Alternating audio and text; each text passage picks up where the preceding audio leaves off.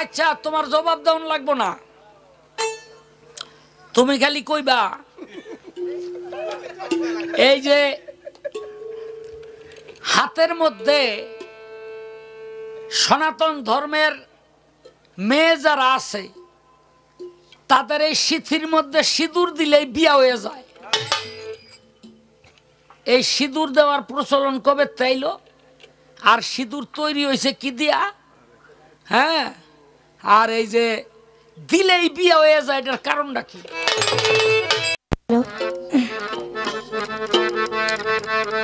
এই সমস্ত ভেজালের মূল, মানে এই প্রশ্নটা যদি না করতো তাহলে আমার এখন দাঁড়াইতে হইতো না। তো প্রশ্ন সিঁদুর নিয়ে। এই যে হিন্দু মা বোনেরা দেখা গেল সিঁদুর পরাইলে এদের বিয়া হইয়া যায়, এই বিয়ার কারণটা কি? এত বিয়ার পেশাল দিয়ে আপনি কি করবেন? বিয়া কি আবার করবেন নাকি? হ্যালো, একেবারে শেষ সময়ে এসে দুটি প্রশ্ন করলেন সনাতন ধর্ম অনুযায়ী।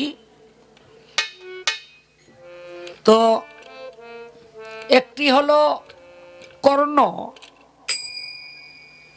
নিজে যা উপার্জন করলেন তা রাখতে পারলেন না, মায়ের যে বর ছিল সেটা রাখলো। কারণ কি? কারণ আছে, একেবারে শর্টকাটে বলি। শ্রীকৃষ্ণ যখন কর্ণকে দাতা উপাধি দিলেন, এটা অর্জুন মেনে নিতে পারে নাই। তখন শেষ সময়ে এসে এই অর্জুনের হাতেই কিন্তু কর্ণ বধ হয়েছিল। অনেক বড় ঘটনা। তাই অর্জুন সেই শক্তি, যেই শক্তি শ্রীকৃষ্ণ থেকে লাভ করেছিলেন দাতা কর্ণ, এই দাতা উপাধি দেওয়াতে অর্জুন সহ্য করতে না পেরে তা ছিনিয়ে নিলেন এবং কুরুক্ষেত্রে এই অর্জুনের হাতেই কর্ণ বধ হইলেন। কারণ অর্জুনের এক সৎ ভাই ছিল, ঘটনাচক্রে সেই সৎ ভাইয়ের হত্যাকারী ছিল দাতা কর্ণ। এরপরে হলো সত্য, তেতা, দাপর, কলি। সত্য মানে এক, তেতা মানে তিন, দাপর মানে দুই, কলি, কলি অর্থ শেষ, শেষ মানে চার। এখন 1 2 3 4 না হইয়া 1 3 2 4 এটা কেন হলো?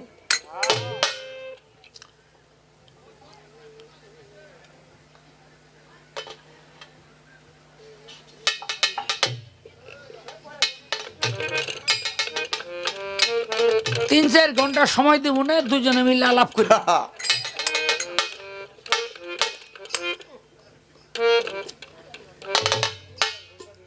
তো যেহেতু প্রশ্ন করছেন বলতে হবে, গৌতম মুনির স্ত্রী ছিলেন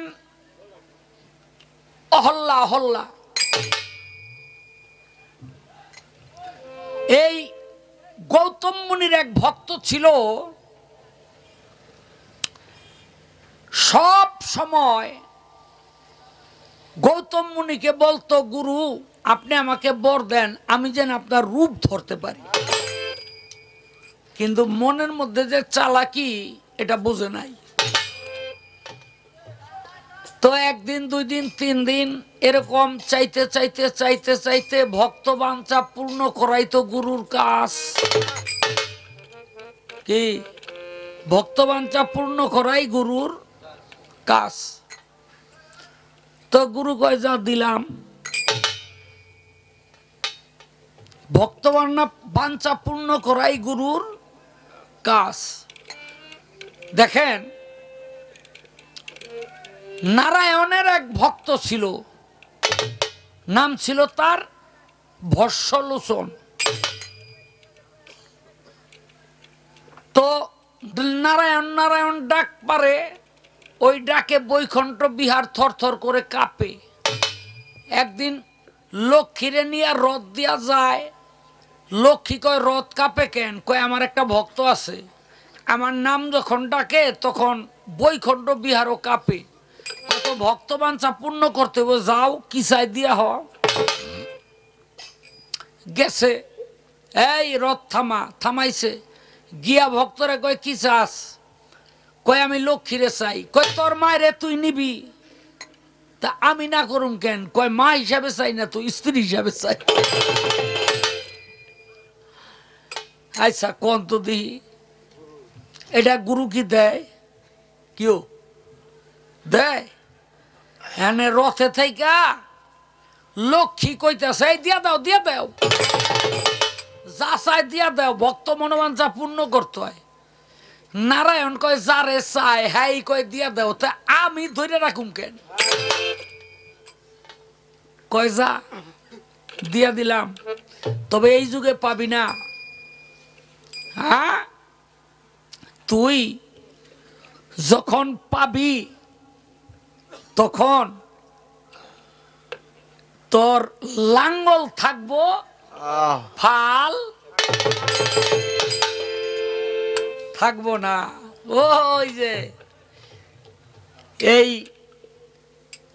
ভক্ত জন্ম নিল আয়ান ঘোষ হইয়া, আর লক্ষ্মী জন্ম নিল রাধিকা হইয়া, নারায়ণ জন্ম নিল শ্রী কৃষ্ণ হইয়া।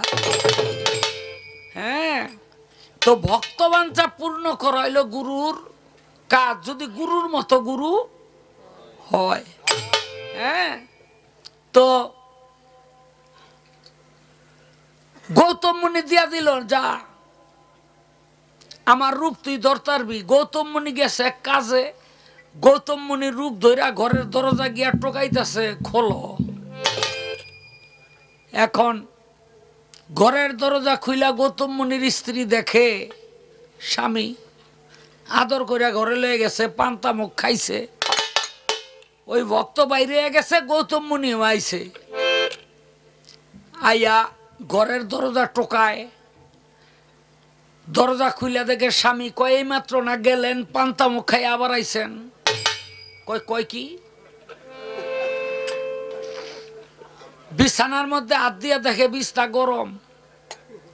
কিরে কে আইছিল? কয় আপনি নিজে। বুঝে গেছে ভক্ত কামাইরে তুই গেছে। তখন গৌতম মুনি শাপ দিল, সেটা আমি ছিলাম না, সেটা ছিল আমার ভক্ত। তুই যখন ছেলে আর স্বামীকে চিনতে পারলি না, তুই পাথর হয়ে যা। অহল্যা পাথর হয়ে গেল, পাষাণ হয়ে গেল। আর ওই ভক্তকে শাপ দিল, তুই যখন জুনির জন্য পাগল হয়ে গেলি, তোর দেহের মধ্যে সহস্র জুনি হয়ে যাক। তাই হয়ে গেল। এখন গৌতম মুনির এক স্ত্রী আসছিল, এই মাফ করবেন ছেলে। ছেলে বলল, বাবা অন্যায় করলে মায় করছে, আর ন্যায় করলে আপনি করছেন, কিন্তু আমি যে মা হারাইলাম আমার উপায় কি? আমার মা কি পাষাণ থেকে কোনোদিন মানুষ হইব না? বলে হইব, এই যুগে না। রামের ছোঁয়া যদি এই পাষাণের উপরে পড়ে চরণ, তাহলে সে মানব জনম লাভ করবে। বলে তাহলে রাম আইব কবে? কয় তেতা যুগে। কয় বাবারে বাবা, এখন সত্য চলতেছে, আর সত্যের পরে আসবে দাপর, দাপরের পর আসবে ত্রেতা। আমি এতদিন সহ্য করতে পারুম না। আমার মায়ের এর আগে এই পাষাণ থেকে মানুষ বানানোর কোনো রাস্তা আসেনি। বলে আছে, সাধনার মাধ্যমে যদি একটা যুগ উল্টাই দিতে পারো, তবেই তুমি তোমার মাকে পাষাণ থেকে মানুষ বানাইতে পারবা। ছেলে তার সাধনায় বসে গেল, তখন সাধনার মাধ্যমে একটা যুগ উল্টাইয়ে দিল। কারণ ত্রেতা যুগ ছাড়া রাম আসবে না। তখন সত্যের পরে দাপর নাই না আনলেন তেতা, আসলো রাম, রামের পদধূলি পাইয়া এই অহল্যা পাষাণ থেকে আবার মানুষ রূপ ধারণ করলো। এই জন্য সত্য তেতা দাপর কলি শেষ। যেহেতু এরপরে আর খারইব, খারইতেছে না, এই জন্য আর কিছু জিগাইলাম না, নাইলে যা ভাগ করছিলাম রে। হ্যাঁ বাবা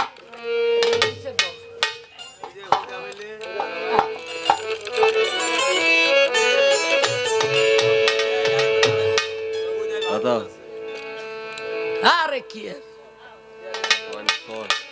আচ্ছা, তোমার জবাব দেওয়ান লাগবো না, তুমি খালি কইবা এই যে হাতের মধ্যে সনাতন ধর্মের মেয়ে যারা আছে তাদের এই সিঁথির মধ্যে সিঁদুর দিলেই বিয়া হয়ে যায়। এই সিঁদুর দেওয়ার প্রচলন কবে তাইল? আর সিঁদুর তৈরি হয়েছে কি দিয়া? হ্যাঁ, আর এই যে দিলেই বিয়া হয়ে যায়, এটার কারণটা কি? এটা মারাত্মক ব্যাপার কিন্তু, বুঝলেন নি? আপনারা বুঝতেছেন না, আমি বুঝতেছি। আজকে দোলন যদি হিন্দু হইতো, আমি পকেটে কইরা সিন্দুরের ফোটলা লই আইতাম, কোন রকম মাইরা দিলেই কামহারা। এটা হলো একরকম বিয়া। হিন্দুদের মধ্যে 8 প্রকারের বিয়া আছে। কয় প্রকারের বিয়া? 8 প্রকারের বিয়া আছে। এইটা হলো এক প্রকার, সিন্দুর দিয়া মারা। আর 7টা প্রকার কি কইবা? এই বেটা চালাক করে থুয়ে যাই। আমগো মুসলমানের মধ্যে আমরা কই 1 তালাক, 2 তালাক। সুমন সরকার, তোর মাইয়ারে দিলাম আমি 3 তালাক। তালাক হয়ে গেল আব্বা। তালাক। এই যে আমার লগে দোহারি করে সুমন সরকার, হ্যাঁ বিয়া করি নাই কিন্তু তালাক দিয়ে থুইলাম। হ্যাঁ আচ্ছা, তুমি কইবা এই হিন্দুরাও তো বউ সারে, আমরা তো বাইন তালাক দেই, হেরা বউ সারে কি কইয়া? কিও হেরা সারে কি কইয়া?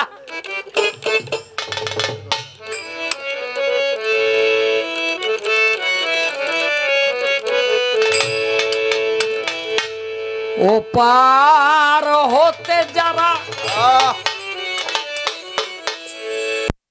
কত আগে কইছি, তুই ভাসি না আগে লবি। আমার দুষ্কেল পাই না, তোর খেল কয়ে দিব, ও তোর চাকরি করে।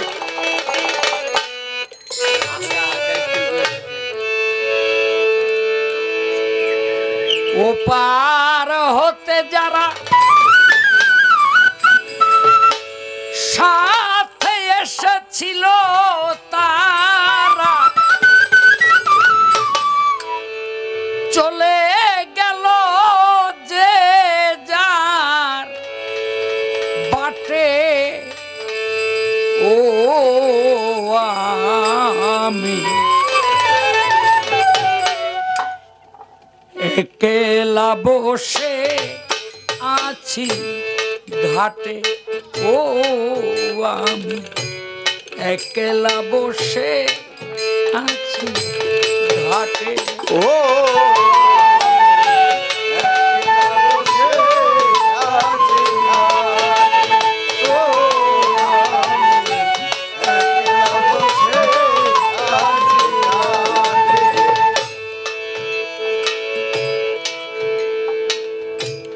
ওপার হতে যারা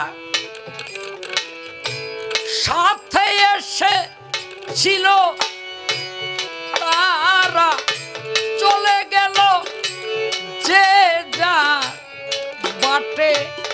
ও আমি একলা বসে আছি ঘাটে ও আমি একলা বসে আছি ঘাটে ও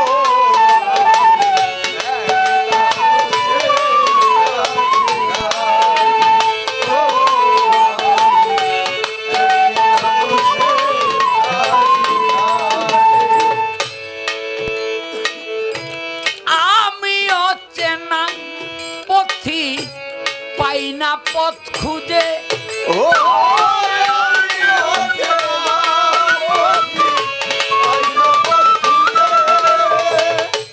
কোথা হতে এসেছি যে আসে না বুঝে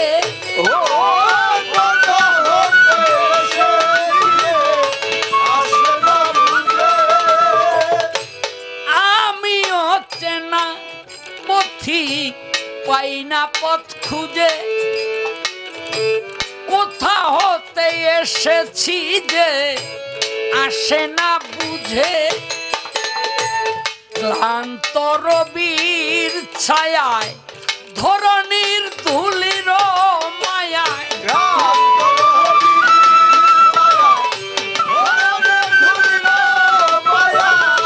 ক্লান্ত রবির ছায়ায় ধরণীর ধুলির মায়ায় ব্যাকুল প্রহর শুধু কাটে ও আমি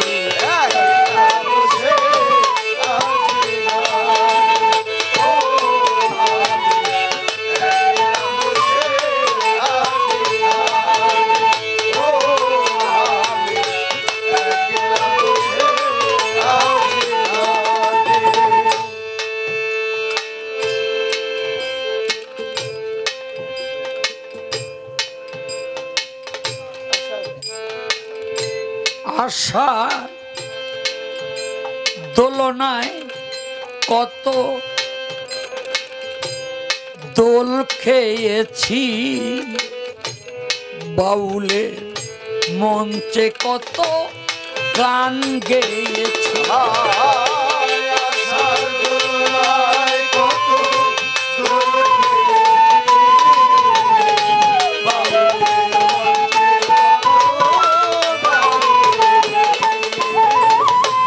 আশার দোলনায় কত দোল খেয়েছি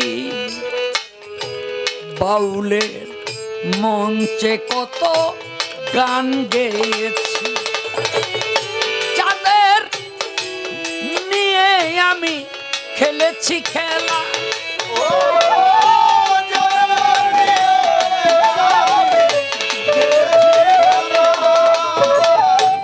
মিলাইছিনু কত রঙের মেলা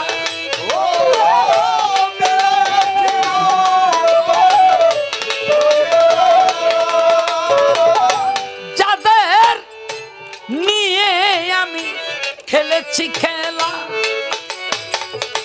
মিলাইছিনু কত রঙের মেলা কি হতে যে কি হলো কে কোথা চলে গেল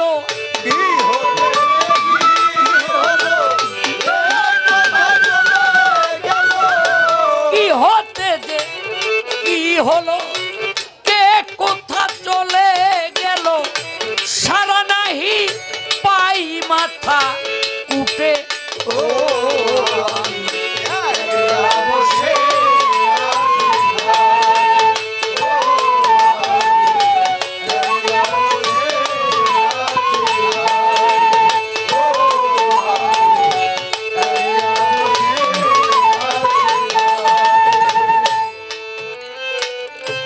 জীবন খাতার পাতায় কি যে লিখে যাই কিছু স্মৃতি মুছে গেছে কিছু মনে নাই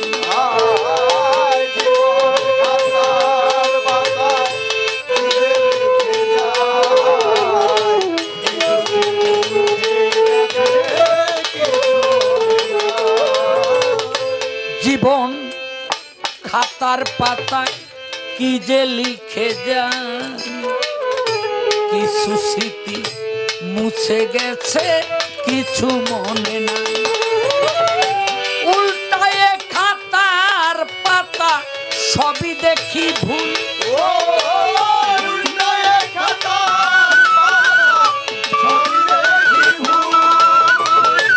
আমি যেন হায় কারো খেলার পুতুল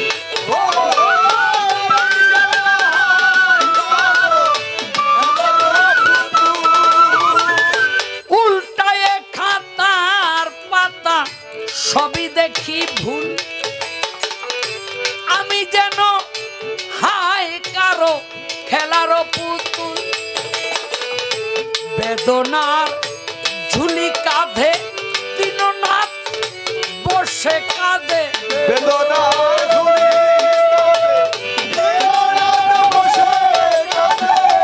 বেদনার ঝুলি কাঁধে দিনরাত বসে কাঁদে তরি বুঝি এলোই ছুটে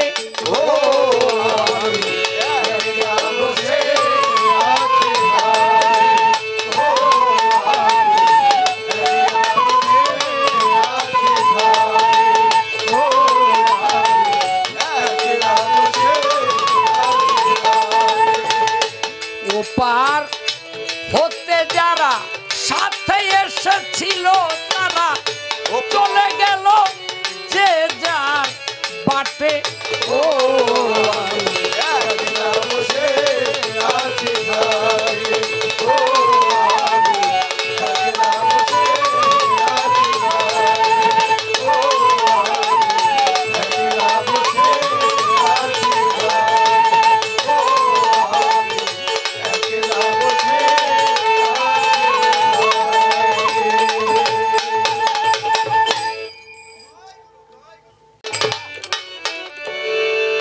তুমি পিতা তুমি বন্ধু তুমি ভাই তুমি বিনে আর আমার কেহ নাই কেহ নাই। তুমি মাতা তুমি পিতা তুমি বন্ধু তুমি ভাই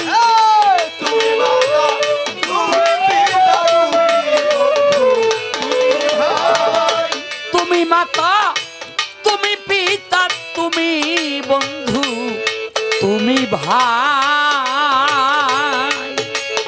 ও রৌশন চাঁদ তুমি বিনে আর আমার কেহ নাই কেহ নাই তুমি বিনে আর আমার কেহ নাই কেহ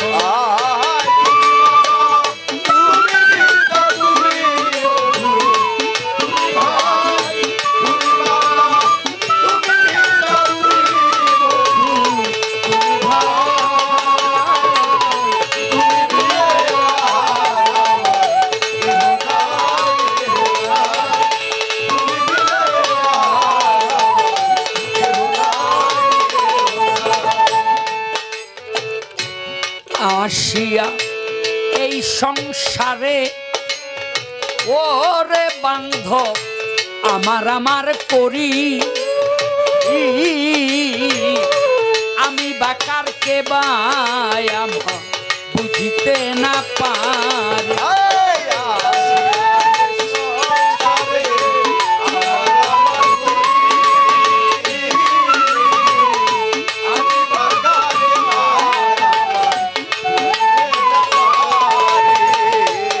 আসিয়া এই সংসারে আমার আমার করি আমি বাকার কে বাই আমার বুঝিতে না পারি পরের জন্য খাটনি ভারী মাইনা নাই শূন্য চাকরি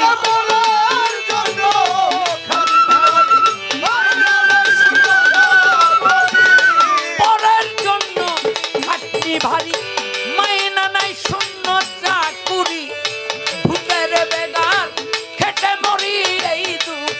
কারে জানাই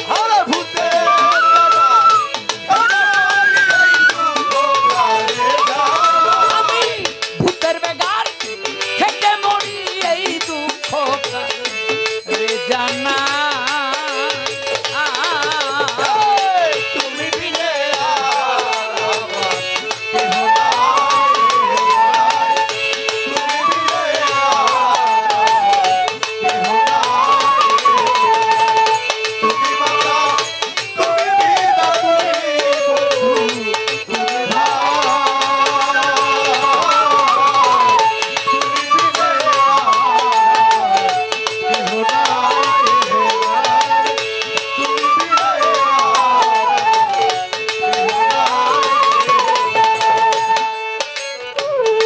সুবিদ্যান বুদ্ধিমান যত ওরে বান্ধব জ্ঞানীমানি ভবে নিশাখোর মাতালের মতো দিশেহারা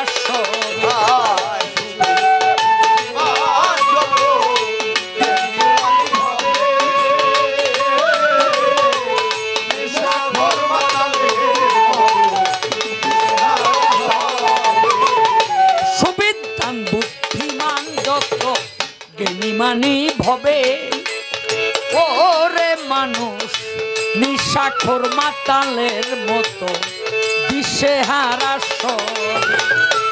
এই যে দেহ পরিপাটি যার যতনের নাই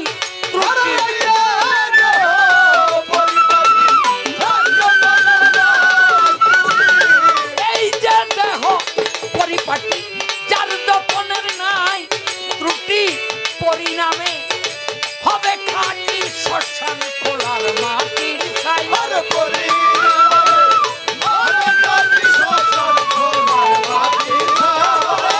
পরিণামে হবে খাঁটি শ্মশান খোলার মাটির ছাই তুমি বিনে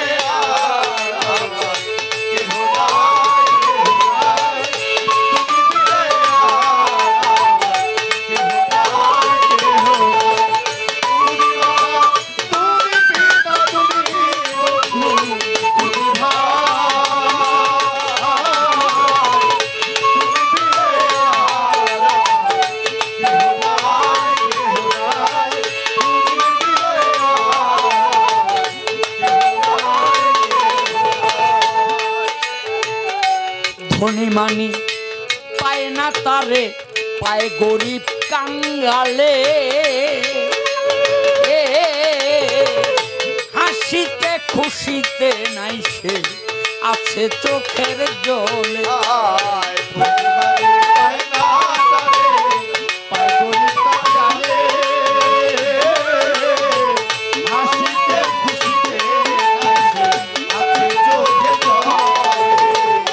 ধনী মানি পায় না তারে পায় গরিব কাঙ্গালে হাসিতে খুশিতে নাই সে আছে চোখের জল দাস কয় তাওহীনতা খুঁজাও হে মায়া মমতা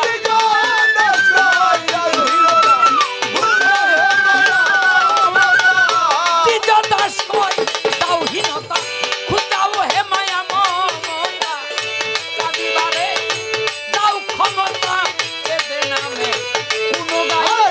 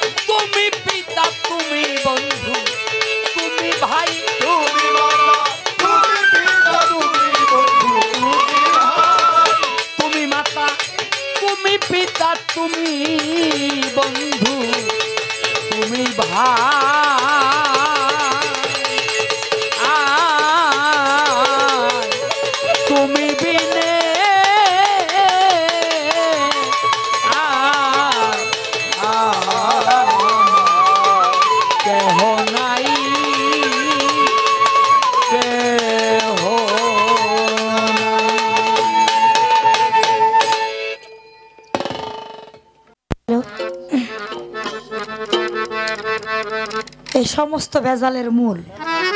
মানে এই প্রশ্নটা যদি না করতো তাহলে আমার এখন দাঁড়াইতে হইতো না। তো প্রশ্ন সিঁদুর নিয়ে।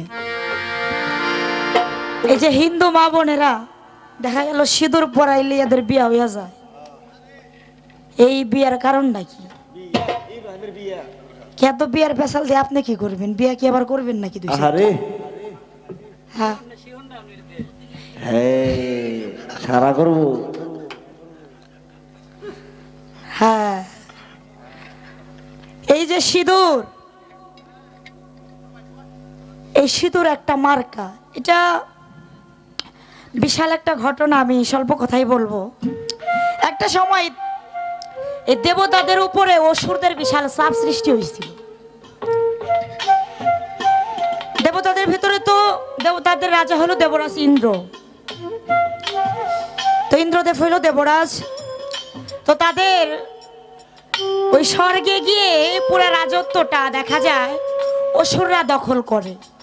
সমস্ত দেবতারা অসুরদের চাপে দৌড়াইয়া স্বর্গ ছাইরা দেখা যায় তারা আশ্রয় নাই কার কাছে? সেই ত্রিদেবতার কাছে যায়, আশ্রয় প্রাপ্ত হয়। সে কারা? ব্রহ্ম বিষ্ণু শিব। তাদের কাছে আশ্রয় প্রাপ্ত হয়। তখন সমস্ত দেবতারা বুদ্ধি করে যে এই অসুরদের এদের বিনাশ কিভাবে করা যায়। এদের তো কোনোভাবেই মানে যুদ্ধে দেবতারা পারতেছে না, হাইরা গেছে, স্বর্গ ছাইরা পালাইতে হইছে অসুরদের চাপে, অত্যাচারে। তখন সমস্ত দেবতাদের থেকে শক্তি নিয়ে একটা শক্তি রূপান্তরিত হয়, সেই দশভুজা মা দুর্গা। ছোট বেজাও, সে মা দুর্গা মহিষাসুরকে বধ করে। এখন তাকে যে সমস্ত দেবতার শক্তি থেকেই তো তাকে তৈরি করছে। এখন সমস্ত দেবতারা বলে এই যে শক্তি স্বয়ং মহিষাসুরকে ধ্বংস করে দিল, এই শক্তি সাধারণ শক্তি হইতে পারে না না। তাইলে এই শক্তি এক জায়গায় তো রাখতে হইব। এটা কই রাখুম? এক জায়গায় এই শক্তিটাকে যদি সমর্পিত করতে না পারি, রাখতে না পারি, তাহলে তো এই পৃথিবী বিনাশ হয়ে যাবে, ধ্বংস হয়ে যাবে। তখন সমস্ত দেবতারা দেবাদিদেব মহাদেবের কাছে চলে যায় যে এই শক্তি আপনার ধারণ করতে হবে। মহাদেব কয় আমি হলো যোগী ঋষি, সন্ন্যাস নিছি, হ্যাঁ, শ্মশানে পড়ে থাকি, আমি এই শক্তি ধারণ করতে পারবো না। বলে না, এই শক্তি আপনি ছাড়া অন্য কারো ধারণ করা সম্ভব না, না, আপনারই ধারণ করতে হবে। তখন মহাদেব বলে যে আমি এই শক্তি ধারণ করতে পারি, তবে একটা শর্ত আছে। কি? এই শক্তিটা আমি একবারে ধারণ করতে পারবো না, 108টা ভাগে ধারণ করব। অর্থাৎ 108টা ভাগে এই শক্তিটা ধারণ করবে। মা দুর্গার কিন্তু 108টা রূপ আছে। কি? এক এক সময় এক একটা রূপে তাকে ধারণ করে। তখন মা দুর্গা আসে মহাদেবের কাছে যে আপনি আমাকে ধারণ করেন। বলে এই তুমি কেরা? তোমার আমি চিনি না। কয় আপনি তো বললেন যে আপনি আমাকে ধারণ করবেন, আমি তো সেই স্বয়ং মহামায়া। বলে আমি তোমারে চিনি না, আমি তোমার ধারণ করতে পারবো না, আমি আমার সাধনায় ব্যস্ত আছি। বলে যে এখন মহামায়া ভাবতেছে যে করা যায় কি, কারণ মহামায়া উনার মায়ার শক্তির উপরে তো আর কোনো মায়া শক্তি নাই। আর উনার থেকে বাঁচার আশায় মহাদেব কি করে, সেই সাগরের তলদেশে গিয়া সাধনায় সে মশগুল থাকে, সাধনা করতে থাকে। এখন মহামায়া তার মায়া শক্তি দিয়ে সে ওই সমুদ্রের তলদেশে একটা মৃত মানে বডি হইয়া, অর্থাৎ একটা মরা বডি হইয়া ওই ভাসতে ভাসতে ওই তলদেশে পৌঁছায় যায়। ওই দেহটা মৃত বডি হয়ে তার ওই মহামায়া শক্তি দিয়া, মায়া শক্তি দিয়ে একটা দুর্গন্ধ ছড়াইয়া দেয়। ওই দুর্গন্ধ মহাদেবের নাকে যায় যে কিরে এরকম দুর্গন্ধ, আমার সাধনায় এই বিঘ্ন সৃষ্টি করতেছে কে? এখন এ পাশোপাশ করে তাকায় দেখে যে একটা মরা দেহ পড়ে আছে। আর মহাদেব ভাবে এই যে মরা দেহ, এটার তো যাক থেকে সরাই তুইব, তাহলে এই দুর্গন্ধে আমার সাধনাই বিঘ্ন ঘটবে, ক্ষতি হবে, আমি পূর্ণাঙ্গভাবে সাধনা করতে পারবো না। মহাদেবের হাতে যে বাঁকা লাঠি ওইটা দিয়ে সরাইতে যায়। এখন মহামায়া তো বুঝ যাই আইছে তার শক্তি নিয়া ধারণ কইরা, তা মহাদেবের লাঠি দিয়া ওই মরা বডিটার একটু লড়াইতেও পারে না। যখন তাকে শক্তি খরণ করে স্পর্শ করে সরাইতে যায়, তখন সেই মহামায়া জাগ্রত হইয়া মহাদেবকে ধইরা বসে। ধইরা বসে তখন দেখে মরা দেহি যেত হয়ে গেছে। এই তুমি কে? তুমি কি ভূত পেতনি নাকি? আমারে ভয় দেখাইলে চলবো না, তুমি তাড়াতাড়ি সরো, আমি আমার সাধনায় বসমু, তুমি তাড়াতাড়ি জায়গাটা সরো। পরে বলতেছে, আমি স্বয়ং মহামায়া, আমি স্বয়ং দুর্গা। আপনি যে আমাকে ধারণ করতে চাইছিলেন, আগে আমার স্বীকৃতি দিয়ে তাড়াতাড়ি গ্রহণ করো। কয় আমি তোমার স্বীকৃতি দিলাম, তোমাকে আমি বললাম পরে তোমাকে গ্রহণ করবো, এখন তুমি যাও, এখন আমি সাধনায় গেছি। কয় না না, আপনি আবার কোন ছলনা করতেছেন? 2 দিন পর হয়ে গেলে আপনি আবার কইবেন যে আমি তোমার চিনি না। তা চলবো না। আপনি যে আমার স্বীকৃতি দিলেন এর প্রমাণ কি? কারণ আমি ছিলাম একটা সেই যুবতী নারী, আপনি আমাকে স্পর্শ করছেন একটা পরপুরুষ হয়ে, এখন আমাকে আপনার ধারণ করতে হবে, স্বীকৃতি দিতে হবে, আপনি তাড়াতাড়ি স্বীকৃতি দেন। মহাদেব বলে, স্বীকৃতি দিলাম, তুমি এখন যাও, পরে তোমাকে গ্রহণ করবে, এখন আমি সাধনা আছি। ভাই না, তা হবে না। আপনার 2 দিন পরে আবার কোন ছলনা কইরা বলবেন তোমার চিনি না। তাহলে আপনি যে আমার স্বীকৃতি দিলেন, এর প্রমাণ কি থাকবে? এর প্রমাণ স্বরূপ একটা কিছু আমাদের দিতে হইবে। মহাদেবের হাতে ত্রিশূল থাকে, তখন ওই ত্রিশূল দিয়ে তার উরুতে আঘাত করে সেই স্বয়ং মহাদেবের রক্ত সেই মা মহামায়া দুর্গা দুর্গতি নাশিনী তার সিঁথিতে পড়ে বলে, আমি এমন প্রমাণ দিলাম, এই প্রমাণ শুধু তোমাকে না, আজ হতে যত নারী জাতি আছে স্বীকৃতি দিলে, এই প্রমাণ দিয়ে স্বীকৃতি দিতে হইব। এই চিহ্ন সারা জগৎ ভরে থাকবে, চিহ্নিত স্বীকৃতি প্রাপ্ত। সেখান থেকে এই যে সিঁদুর পরাণের নিয়মটা আসে, এবং সেই সিঁদুর দিয়ে এই সনাতন ধর্মেদের বিয়ে হয়। অর্থাৎ যাদের সিঁথিতে সিঁদুর থাকে, এইটাই তার মার্কা চিহ্ন যে কারো স্বীকৃতি প্রাপ্তা সহধর্মিণী বা স্ত্রী। তো যাই হোক, আমি স্বল্প কথাই জবাব দিলাম। এর আর অনেক কাহিনী, অনেক ঘটনা আছে, আর এত বেসাল এখন আর পারবো না, ভালোও লাগবো না। তো এবার একটা গান করে বিদায় নেব। আর ওই যে তালাকের কথা কইছি, আমি এলো মহিলা মানুষ, কি কোন? আমি কি তালাক দিবার যাবো নাকি কোনোদিন? এই তালাকের বেসাল আমি পারবার যাবো? আর আপনার যদি তালাক দাও ঠেকা হয়, আপনি যাই ওটা শিখা করে তুই আসেন, আমার কাছে এটা গেলে কাম হইব না। সব যে খালি জুত করে দিব আপনারে, এই প্রশ্ন কইরা কইরা শিখে রাখতেছেন, এত শিখাইতে পারো? কায়দাটা লইছে তালাক দিব, হ্যাঁ কয়ে দিয়া লাগবো আমার, এটা হইলো? তালাক দেওয়ার দরকার হইলে শিখে আসেন গা, সব কথা শিখান যাইব না। এটা হলো গোপনে থুয়ে দিলাম।